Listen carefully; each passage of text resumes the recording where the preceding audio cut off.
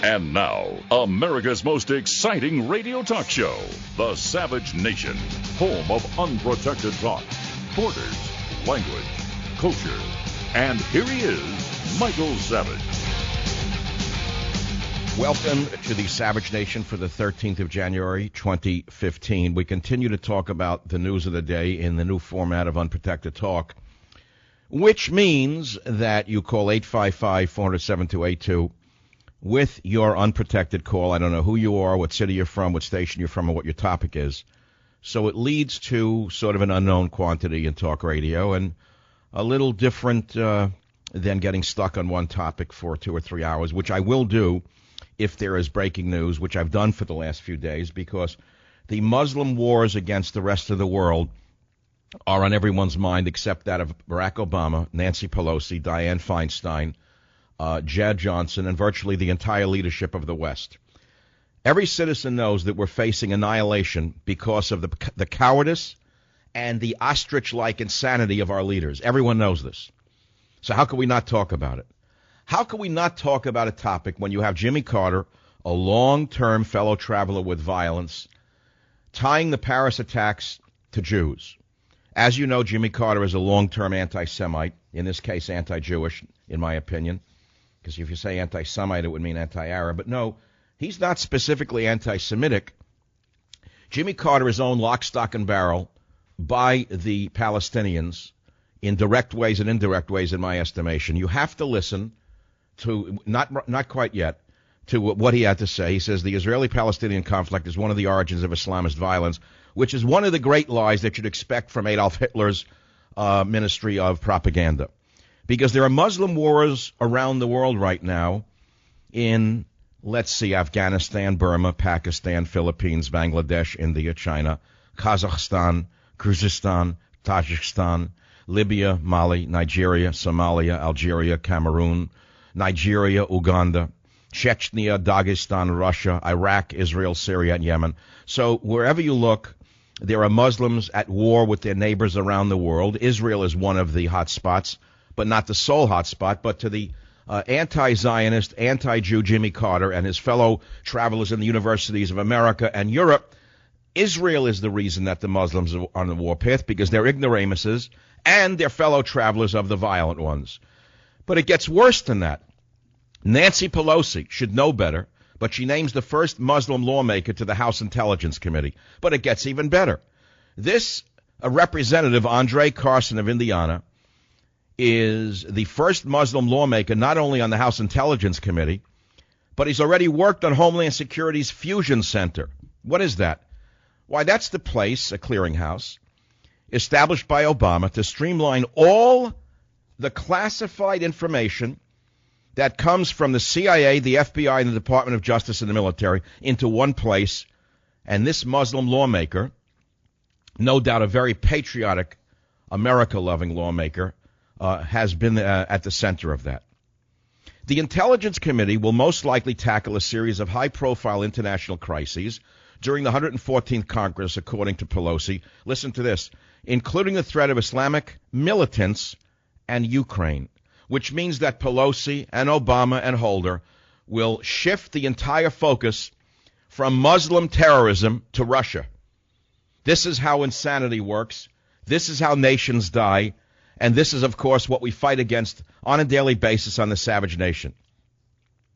So, again, if you'd like a list of Muslim wars around the world, which includes Israel, and they include all the countries I named, they're on michaelsavage.com right now. Again, the phone number is 855-400-7282 for unprotected talk from around the country and around the world. Let's listen to the quizzling Jimmy Carter in clip 2. Well, one of the origins for it is the Palestinian problem, and this aggravates people who are affiliated anyway with the Arab people who live in the West Bank and Gaza. What they're doing now, what's being done to them. Go get next one, please. This is a new evolutionary development in terrorism. I don't want to listen to this insane, dangerous, anti-American American. He's always been a disaster for the country. The problem is Barack Obama is his blood brother. Jimmy Carter's views are that of the entire left-wing establishment. It's exactly why they won't call terrorism Muslim. It's exactly why the State Department sorority girls will not connect the dots as every other nation is doing. Now, what do these countries have in common? Afghanistan, Burma, Pakistan, Philippines, Bangladesh, India, China, Kazakhstan, Kyrgyzstan, Tajikistan, Libya, Mali, Nigeria, Somalia, Algeria, Cameroon, Nigeria, Uganda, Chechnya, Dagestan, Russia, Iraq, Israel, Syria, and Yemen. What do they all have in common? Why, they're all fighting Islamic murderers. They're all fighting Islamic extremists. They're all fighting 9th century throwbacks who would like to drag the world back well over 1,000 years, imprison women, kill homosexuals, and turn the rest of us into slaves, burn our libraries. Shall I add a little more to the list of what they do when they take over a country? Are you that stupid? Are you that idiotic that you listen to Bill Maher or the moron who runs The Daily Show and you think that you know what's going on in the world? You've not been yet aware of the fact that these clowns are government agents? They're nothing but government jesters. I don't mean they receive a check from the federal government, but they receive their marching orders from the federal government, or else they wouldn't be on the air. They're government jesters, all of them. And that's why the drug generation is ignorant. They are the victims, the sheeple, getting ready to go to slaughter and have their throats cut. Now, you say it can't happen here. You say that that could never happen. I know some very intelligent people who fear it can happen here. They fear that it is already happening here. They fear that the operatives of such activities have already been put in place in this country in very high places. So you have to look to history in order not to repeat it. And you're going to say, well, we can look back upon previous Islamic invasions of countries, and you wouldn't be wrong to do that. You could look at the early Muslim crusades against Christians, and you wouldn't be too far off from that. But I have another example from history of the Islamic war against the world right now, and that is the Mongol conquests in the 13th century. Many people don't even remember the Mongol conquest from high school history because it's so far in the past that it seems to have no relevance in the age of Microsoft. But who are the Mongols, and what did they do when they conquered a people? Well, they are a Tatar people from a nation or a country or an area to the north of China that came out of nowhere and achieved a series of conquests that has to this day no parallel in history. They were called the Mongols. At first, they were nobody. They were a horde of nomadic horsemen living as their predecessors, the Huns, had done, subsisting upon meat and mare's milk and living in tents of felt. They had broken free from Chinese dominion and brought a number of other Turkish tribes into a military confederacy. And their central camp was on the Onon River in Siberia. We're talking about the Mongol conquests. The most famous of the Mongols would be Genghis Khan, J-E-N-G-I-S, Genghis Khan, the leader of the Mongol Confederates. And he made war on the Chinese Qin Empire and captured Peking in 1214. He then turned west and conquered western Turkestan. He conquered Persia. He conquered Armenia. He conquered India down to Lahore. He conquered South Russia as far as Hungary and Silesia. And he died master of a vast empire that reached from the Pacific to the Dnieper River in Russia. Genghis Khan had a successor named Ogdai Khan. I don't have to give you the history. You could look it up on your own. You can read Gabon's Decline and Fall of the Roman Empire to see how we are dying in this country. But you have to see what the Mongols did when they conquered. When they conquered Hungary, they massacred or assimilated the kindred Magyar, even as they had previously massacred and assimilated the mixed Scythians and Avars and the Huns before them. So wherever the Mongols went, they either assimilated or massacred or did both. That's exactly what ISIS is doing now, wherever their presence is felt. And that's what they will do here. That's what they will do in France. They sent out advanced teams in the form of what happened in Paris. They're sort of like the bugs that were released first as a test case to see how far the bugs could go. And the bugs got right into that hall of journalism, and they slaughtered at will. They're sort of cockroaches that were let out of the nest to see how far they could go on their invasion. And the test went very well indeed.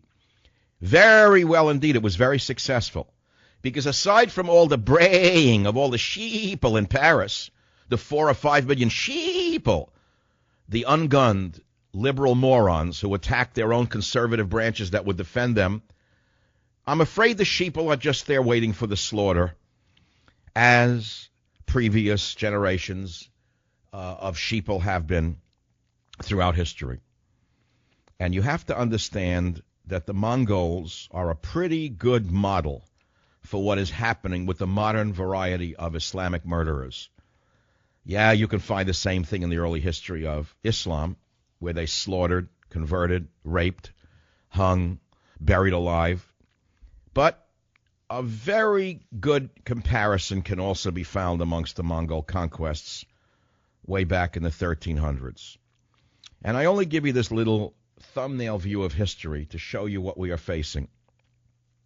The problem we have, though, can be heard in the sorority girls who worked for President AWOL Obama. Here, for example, is a girl, a sorority girl, who is not only a sorority girl, but she works for the State Department as the #1 spokesmouth for the American policy toward radical Islam. You have to listen to clip 5. Well, it's not hard to say, but it's not the only kind of extremism we face. I would recommend to folks looking at this administration's counterterrorism record, I would remind people that more terrorists who claim to do acts of violence in the name of Islam have been taken off the battlefield in this administration than under any previous one. She was asked on Fox News why you will not say it is radical Islam that we're fighting. And the sorority girl, Marie Harf, who speaks for Barack Obama in the State Department, or is it Lantern Jaw Kerry, I don't know who, would not say radical Islam. Listen to clip 6. But that's not the only way that you counter this kind of extremism. Much of it Islamic, you're absolutely right, but some of it not. So we're going to focus on all the different kinds of extremism. Hold it, stop. So they're going to hold a meeting on extremism, but not about Muslim terrorism. It's just one of many. And no doubt they'll bring up Christian terrorism and Jewish terrorism. Perhaps even Hindu terrorism and Buddhist terrorism and certainly Christian terrorism, but they won't say Islam. They're just one of many kinds of terror in the world. This is the exact party line of the front groups for the new Hitlers of our time. Pay careful attention to the death of a nation. There was once a movie and a book called The Birth of a Nation. Well, Barack Obama's legacy is liable to be the death of a nation unless you, the sheeple, wake up and smell the scimitar. I'll be right back.